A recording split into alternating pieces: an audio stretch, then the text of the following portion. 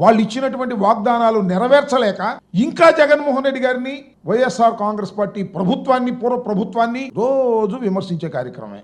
విధ్వంసం జరిగిపోయింది అంటాడు చంద్రబాబు నాయుడు గారు. అన్ని వ్యవస్థల్ని జగన్మోహన్ రెడ్డి గారు సర్వనాశనం చేసేశాడు.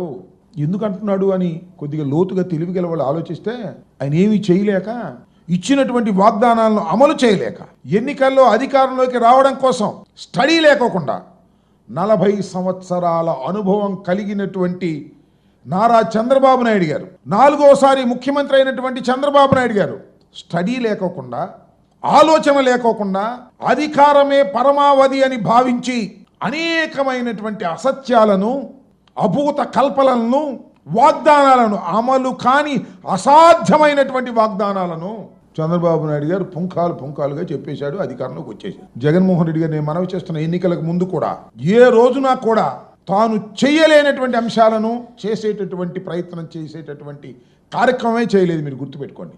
ఆయన ఏది చెప్పినా అది చేయగలుగుతామా లేదా అనే దాని మీద స్టడీ చేసి